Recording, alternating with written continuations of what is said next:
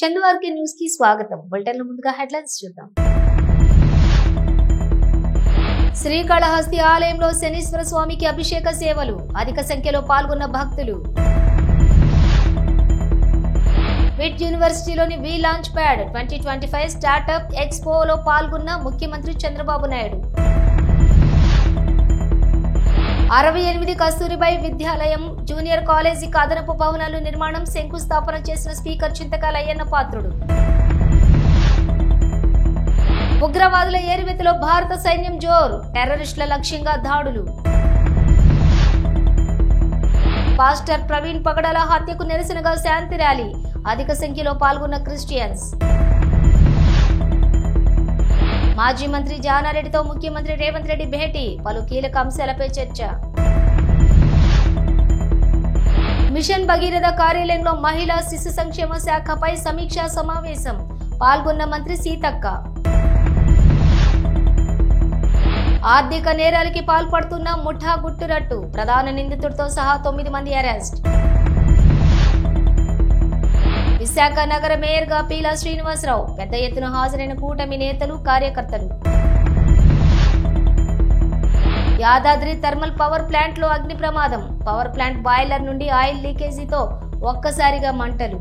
శ్రీకాళహస్తి ఆలయంలో వాయులింగేశ్వరునికి రాహుకేతు సర్పదోష నివారణ పూజలు, శనేశ్వర అభిషేకాలు, స్వామివారికి రుద్రాభిషేకాలు నిర్వహించారు. స్వామి మూల విరాట్కు వివిధ రకాల సుగంధ ద్రవ్యాలతో వేదోయుక్తంగా అభిషేకం నిర్వహించారు. అనంతరం దివ్య అలంకారాలు చేసి ధూపదీప నైవేద్యాలు నివేదించి పూర్ణ హారతులు సమర్పించారు. ఈ కార్యక్రమానికి అధిక సంఖ్యలో భక్తులు పాల్గొన్నారు. वधाय च दूरे वधाय च नमः हन्त्रे च हनीयसे च नमः विद्याय च नमः ईध्र्याय च कप्याय च नमः वात्याय च रेश्म्याय च जय नमो नमः उष्णेशने गिरिचराय कुलिञ्चानाम् तैनं गोपादृशन्नदृशन्नदहार्यः तैनं स्वाभूतानि च दृष्टा मृडयातनः नमो स्तनीलग्रीवाय विशेर्य शल्यानां मुख शिवान समना भव वेत्स्यन्धनः कवर्गनां शल्यवान वृक्षानामत जय नमो नमः मन्त्रणे वाणिजाय किक्षानामत जय नमो नमः भवन्तजय वारिवस्कृत योषधीनामत हरिकेशाय पवेतने पुष्पानामत जय नमो नमः भवस्य नमः व्याधनेभ्यः विविध्यन्तेभ्यश्च वा नमो नमः उगणाभ्यस्त्रगोहतेभ्यश्च वा नमो नमः तेभ्यश्च वा नमः नमः भवाय च रुद्राय च नमः सर्वाय च पशुपतये च नमो नीलग्रीवाय च चिदकण्ठाय च नमः कवर्तने च व्यक्तकेशाय च नमः सहस्राक्षाय च चतुर्धन्वने च नमः गिरिशाय च शिवविष्टाय च नमः मेढश्चराय च यशवते च नमः यस्वाय च वामनाय च नमः बृहते च वरशय्यसे च नमः वृद्धाय च नमः ऊर्म्याय च वस्वन्याय च नमः स्नातस्याय च नमः सल्क्याय च यज्ञाय च नमः काव्याय च यज्ञवरेष्ठाय च नमः हृदयाय च वेश्याय च नमः पागो सव्याय च रजस्याय च नमः शुष्काय हरिक्याय च नमः लाप्याय च लप्याय च नमः ऊर्व्याय च सौर्म्याय च नमः पर्ण्याय च पर्णसिद्ध्याय च नमः भगरमाणाय च अभिघ्नते च नमः आख्यते च प्रख्यते च नमः वक्रिकाभ्यः देवानागो हृदयाभ्यः नमः विक्षेणकेभ्यः नमः विजन्मत्केभ्यः मेधस्वरक्षा च नाथ च देव प्रख्यता च न शर्म इच्छित्वपरः स्वर्गस्य हेतुर्मत्यव्रत्यस्य धर्मधरघाजाः अवस्थरा मगवत्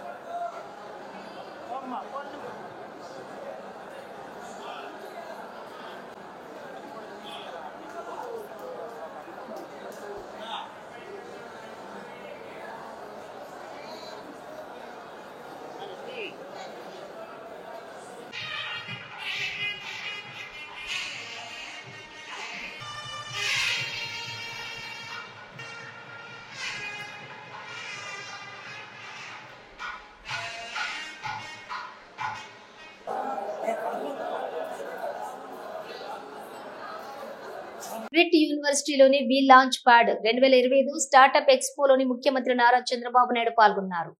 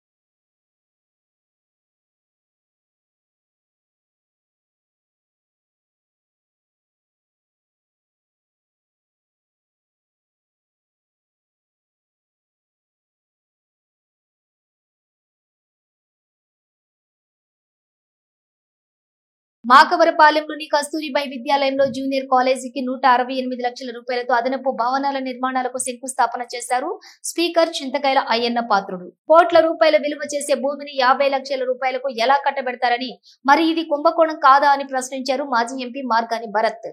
మరి ఇది కుంభకోణం కాదా అని అడుగుతా ఉన్నా.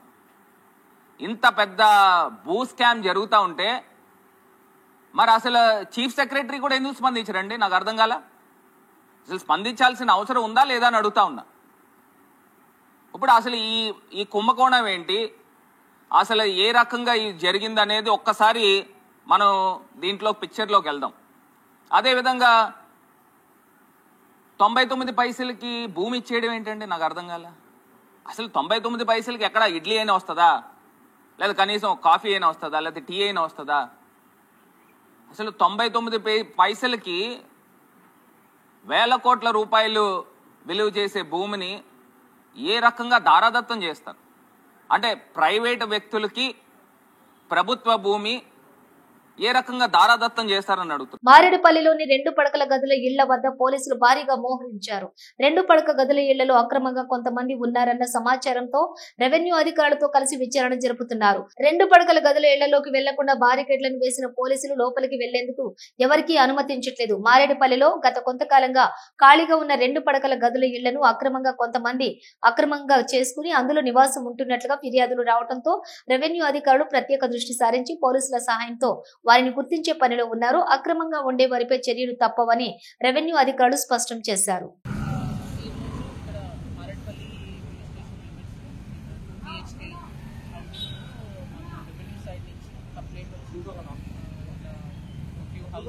లీగల్ గా అప్రోచ్ చేశారని ట్రెస్పాస్ చేస్తున్నారు. వాళ్ళు వచ్చి దానికి విషయం చేయాలని మాకు అడిగి మేము కూడా వాళ్ళకి పోలీస్ ప్రొటెక్షన్ పంపించాము. మార్నింగ్లో స్టార్ట్ చేసాము. ఇప్పటికి కంప్లీటెడ్. సో వాళ్ళు వాళ్ళ ప్రొసీజర్ ప్రకారం రెవెన్యూ వాళ్ళు హౌసెస్ అన్ని సీల్ చేస్తాం. గోయింగ్ ఫార్వర్డ్ ఫర్దర్ వాళ్ళు మా రిక్వైర్మెంట్ మెయిన్లీ మాకు అసిస్టెంట్స్గా వేరే కొన్ని 2-3 డిపార్ట్మెంట్స్ లైక్ మెడికల్ వాళ్ళని ఫైర్ డిపార్ట్మెంట్ వాళ్ళని అసిస్టెంట్స్ అడిగాము. సో యాజ్ పర్ ప్రొసీజర్ ఉంది. ఎవ్రీ టైం ఇట్లాంటివి చేసినప్పుడు యాజ్ పర్ ప్రొసీజర్ ఉంది. మా లాడ్జోన్ ఇక్కడ కమిషనరేట్ నుంచి కొంచెం ఎక్స్ట్రా ఫోర్స్ అడిగాము. ఏమైనా భద్రతా చర్యలు ఏమైనా తీసుకుంటారా? ఇప్పుడు ఇన్సిడెంట్ అయింది కదా, తాళాలు రెవెన్యూ వాళ్ళు ఇచ్చారండి, కంప్లైంట్ ఇచ్చారు. కాకపోతే ఎఫ్ఐఆర్ ఇన్ ఫ్యూచర్ ఏదైనా మళ్ళీ ఏదైనా జరగకుండా ఇక్కడ రెవెన్యూ వాళ్ళే మాకు ఫర్దర్ వాళ్ళు ఇచ్చిందానికి ఇప్పుడు ఎఫ్ఐఆర్ అయింది. ఇంకా ఫర్దర్ ఇప్పుడు మనం ఇంకేమైనా ఇన్వెస్టిగేట్ అయినా వాళ్ళు సీల్ చేస్తారు. మళ్ళీ హౌసెస్ అన్ని సీల్ చేస్తారు. ఆ సీల్ మళ్ళీ ఏమైనా డిస్టర్బ్ చేస్తే మళ్ళీ ఫర్దర్ వాళ్ళ కంప్లైంట్ ఇస్తారు. ఎంతమంది పైన ఎఫ్ఐఆర్ అయింది? ఎంతమంది పైన రెవెన్యూ వాళ్ళు ఇచ్చిన కంప్లైంట్ ఎఫ్ఐఆర్ అయింది. ఒక ఎఫ్ఐఆర్ అయింది.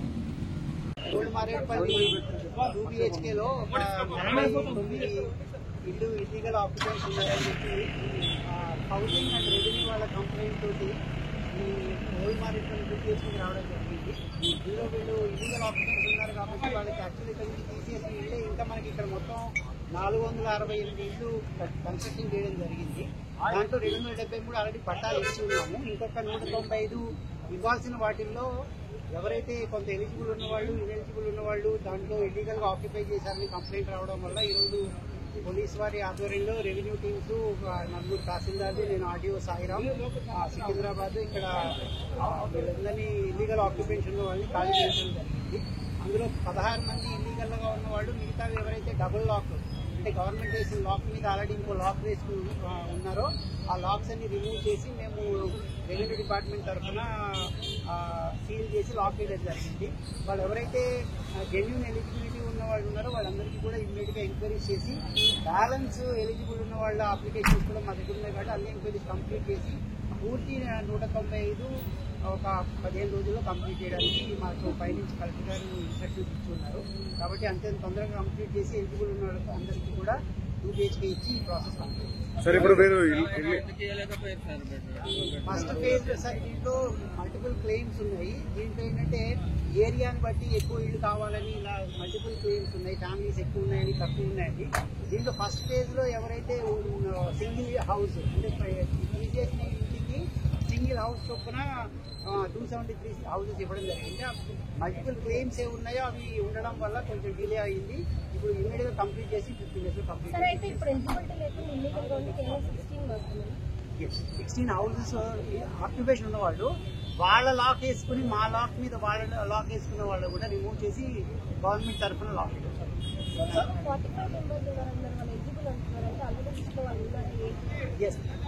ఉన్నవాళ్ళు ఉన్నారు, రిమూవ్ చేసిన వాళ్ళు ఉన్నారు, ఇల్లీగల్ గా కూడా ఉన్న వాళ్ళు ఉన్నారు.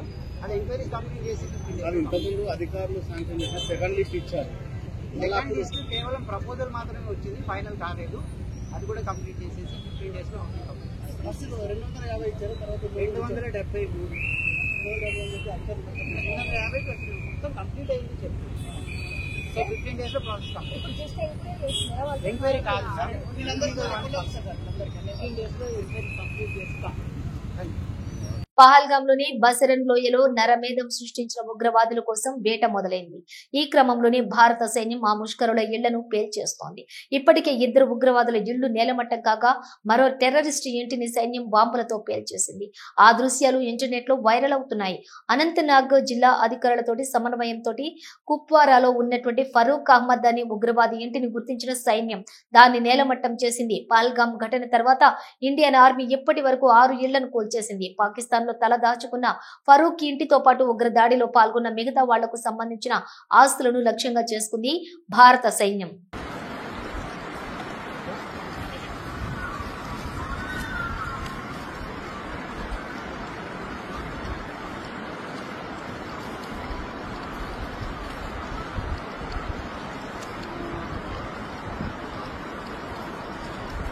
కూకట్పల్లిలో క్రిస్టియన్ మతస్థులు శాంతి ర్యాలీ జరిపారు. కూకట్పల్లి, శేర్లింగంపల్లి, కుత్బుల్లాపూర్ నియోజకవర్గంలోని క్రిస్టియన్లు ర్యాలీలో పాల్గొన్నారు. ఉగ్రవాదానికి వ్యతిరేకంగా పాస్టర్ ప్రవీణ్ పగడాల హత్యకు నిరసనగా శాంతి ర్యాలీ నిర్వహించారు.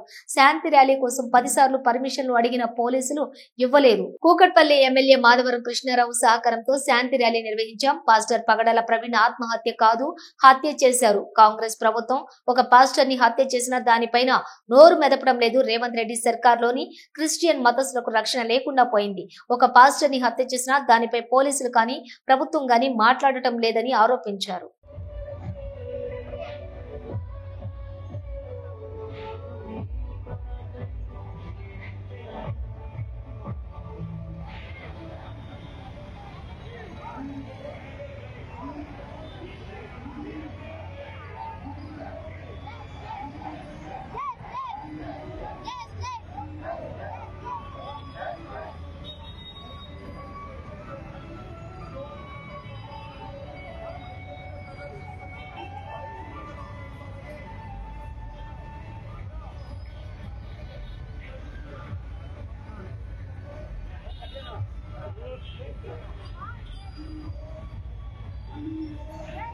మాజీ మంత్రి జానారెడ్డితో ముఖ్యమంత్రి రేవంత్ రెడ్డి భేటీ అయ్యారు. ముఖ్యమంత్రితో పాటు భేటీకి హాజరైన వారిలో ప్రభుత్వ సలహాదారులు కేశవరావు, వేం నరేందర్ రెడ్డి ఉన్నారు.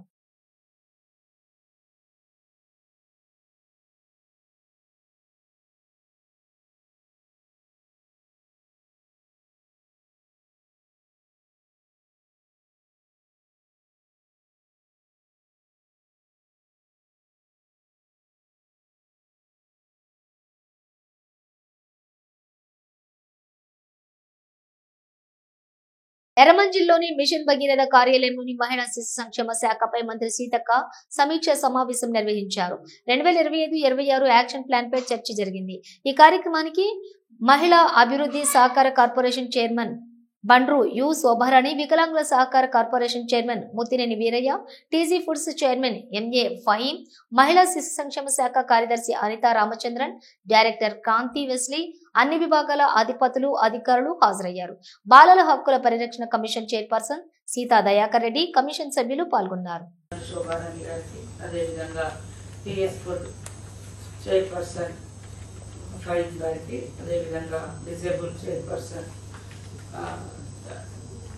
వీరయ్య గారికి, అదేవిధంగా కాంతి వెస్లీ గారికి, శైలజ గారికి, ఇతర అధికారులకు అందరికీ పేరు పేరున హృదయపూర్వక స్వాగతం, సుస్వాగతం. మనము ఇలా మీటింగ్స్ ఇప్పటి నుంచి ప్రతి 3 months ఒకసారి పెట్టుకోవడం మూలంగా కొంత ల్యాబ్స్ ఏమైనా ఉన్నా, లేదా నెగ్లిజెన్స్ ఉన్నా, లేదా ప్రోగ్రెస్ ఉన్నా మనము వాటన్నింటినీ కూడా ఒక దగ్గర చర్చించుకొని ఫర్దర్ యాక్షన్ ఏంటని మళ్ళీ ముందడుగు వేయడానికి ఒక అవకాశం ఉంటుంది. అట్లా కామ్ గా వెళ్ళిపోవడం మూలంగా ఎక్కడ మనము ఆగిపోతున్నాం, ఎక్కడ మంచిగా నడుస్తుంది అనేది కూడా మనకు తెలియదు. దానికోసమని ఈ రోజు రివ్యూ పెట్టడం జరిగింది. కొత్త బడ్జెట్ కూడా మనకు వచ్చింది. సో పాత బడ్జెట్ లో కూడా మనం ఏమేమి ఖర్చు చేసినాం, ఏం ప్రోగ్రెస్ సాధించినాం, ఇంకా ఏమేం పెండింగ్ ఉంది, దాన్ని ఇంకా ఎట్లా వాడుకోవాలనేది దానికోసం పెట్టడం జరిగింది. సో ఈ రోజు ఇక్కడ ఆయా ఆఫీసులలో ఉండేటువంటి మరి మీరందరూ ఇక్కడ పార్టిసిపేట్ చేస్తున్నారు. ముఖ్యంగా హెడ్ ఆఫీస్ నుంచి కూడా అన్ని పనులు జాగ్రత్తగా చకచక అయ్యే విధంగా, టైం అనేది ఎవరికైనా కూడా మనిషి జీవితం కూడా షార్ట్ టైం అనుకోవచ్చు, 100 ఏళ్ళ, 50 ఏళ్ళ, 60 ఏళ్ళ. అట్లానే పొలిటికల్ ఒక పీరియడ్ కూడా మనము 5 years మాకు అంటే ఒక రిప్రజెంటేటివ్ గా పనిచేసినప్పటికీ మనకు బడ్జెట్ కు కేవలం 1 year. ఎవ్రీ ఇయర్ బడ్జెట్ మనం బేరీస్ వేసుకొని ముందుకెళ్ళాలి. ఈ ఎవ్రీ ఇయర్ బడ్జెట్ లో కూడా లాస్ట్ మినిట్ లో ఖర్చు పెట్టాలి, లాస్ట్ మినిట్ లో ఇదేదో చేయాలని అడావుడి కాకుండా మనం ఒక ప్రణాళిక సక్సెస్ అవుతాం. మరి సక్సెస్ అంటే మనం అనుకున్నటువంటి ప్రోగ్రెస్ ని సాధించగలరు. అది సాధించాలంటే ఒక ప్రణాళిక వేసుకోవాలి. ఆ ప్రణాళిక 3 months ఒకసారి రివ్యూ చేసుకోవాలి. ఈ 1 year బడ్జెట్ లో మనం ఏం చేసినాం, ఎంత ఖర్చు పెట్టినాం, ఇంకా ఏముంది, ఏం చేస్తే ఇంకా బాగుంటది అనేది కూడా మనం చర్చించుకోవడానికి కోసమే ఇది ఏర్పాటు చేసినాం.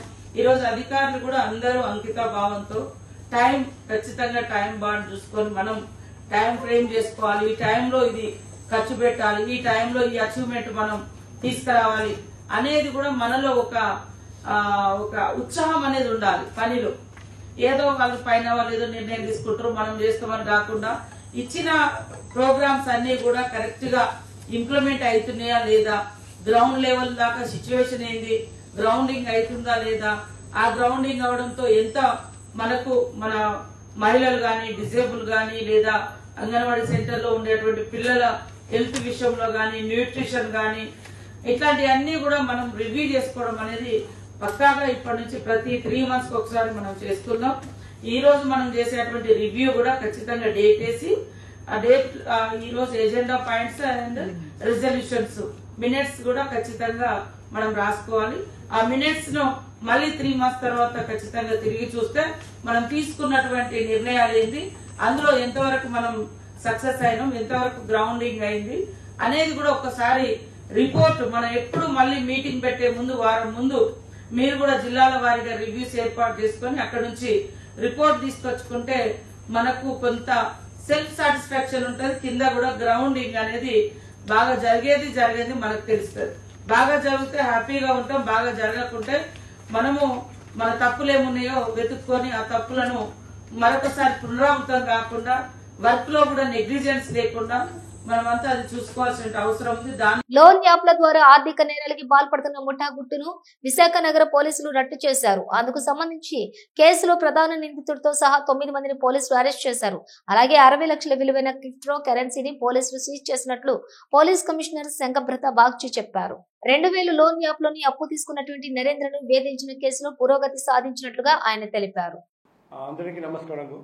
ఈరోజు ఒక ఇన్స్టెంట్ లోన్ ఆఫ్ ఫ్రాడ్, అందులో ఫస్ట్ టైం మొదటిసారిగా 60 లక్షల విలువైన క్రిప్టో కరెన్సీ సీజ్ చేయడం జరిగింది. అందుకే ఈ ప్రెస్ మీట్ పెట్టి ఇది చూపెడదామని. అది ఇష్యూ వచ్చేసి ఒక ఇన్స్టెంట్ లోన్ యాప్ ఫ్రాడ్. మన అందరికీ తెలుసు. Next slide. ఎవరికైనా అప్పు కావాలంటే మన బ్యాంక్ దగ్గరికి పోతే అప్పు తీసుకుంటే వాళ్ళు రకరకాల డాక్యుమెంట్ అడుగుతారు, ష్యూరిటీస్ అడుగుతారు. అందుకే చాలామంది ప్రైవేట్ మనీ లెండర్స్ దగ్గరికి పోయి అప్పు తీసుకుంటారు. కొందరు ఆన్లైన్ లోన్ యాప్స్ నుండి అప్పు తీసుకుంటారు. అందులో ఆన్లైన్ లోన్ యాప్స్ అయితే 2 రకాలు ఉంటాయి. కొన్ని authorized by Reserve Bank of India, కొందరు అన్ఆథరైజ్డ్.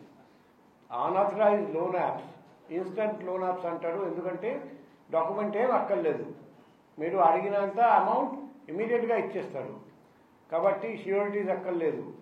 అందుకే చాలామంది వెంటనే డబ్బు వస్తుందని లోన్ యాప్ నుండి డబ్బు తీసుకుంటారండి.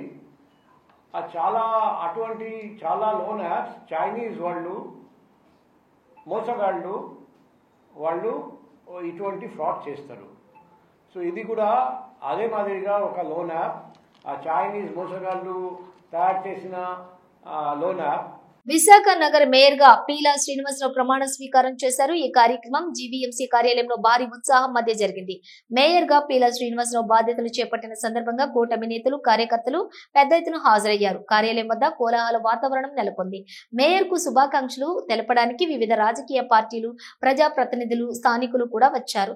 జీవీఎంసీ సమావేశంలో కోరం సరిపోవడంతో మేయర్ అభ్యర్థిగా కూటమి అభ్యర్థి పేరు పీలా శ్రీనివాస్ ను ఎమ్మెల్యే వంశీకృష్ణ బలపరిచారు. బీజేపీ నుంచి ఎన్డీఏ అభ్యర్థిగా పీలా శ్రీనివాస్ ను second propose BJP MLA Vishnukumar Raju చేశారు.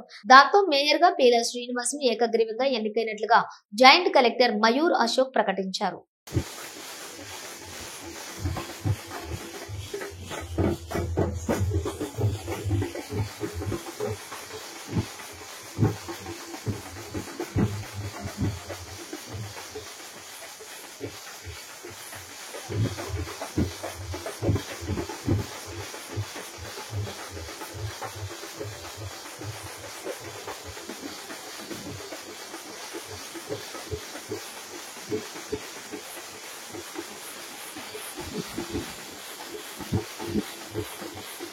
తెలంగాణ ప్రభుత్వం ప్రతిష్టాత్మకంగా చేపట్టిన యాదాద్రి థర్మల్ పవర్ ప్లాంట్ లో ఆదివారం రాత్రి అగ్ని ప్రమాదం చోటు చేసుకుంది. నల్గొండ జిల్లా వీర్లపాలెం వద్ద నిర్మిస్తున్న ఈ ప్రాజెక్టు యూనిట్ 1 లో తెల్లవారుజామున ఘటన జరిగింది. పవర్ ప్లాంట్ బాయిలర్ నుండి ఆయిల్ లీకేజీ అవడంతో ఒక్కసారిగా మంటలు చెలరేగాయి. ఈ ప్రమాదంలోని యూనిట్ 1 పాక్షికంగా దెబ్బతింది. వచ్చే నెలలోని యూనిట్ 1 ను ప్రారంభించాల్సి ఉండగా అధికారులు ముందస్తు ట్రయల్ రన్ నిర్వహిస్తూ ఉండగా అగ్ని ప్రమాదం జరిగింది. ట్రయల్ రన్ చేసే సమయంలో ఇలాంటి ప్రమాదాలు సహజమే అని అధికార వర్గాలు వెల్లడిస్తున్నాయి. ఈ ప్రమాదంలో ఎలాంటి ప్రాణ నష్టం జరగలేదు. పెద్ద ఎత్తున ఆస్తి నష్టం జరగకపోవడంతో అధికారులు ఊపిరి పీల్చుకున్నారు. జరిగినటువంటి ప్రమాదం ద్వారా లోపాలను కూడా గుర్తించి వాటిని వీలైనంత తొందరలోనే సరిచేసి తిరిగి ట్రయల్ రన్ నిర్వహించనున్నట్లుగా అధికారులు తెలిపారు.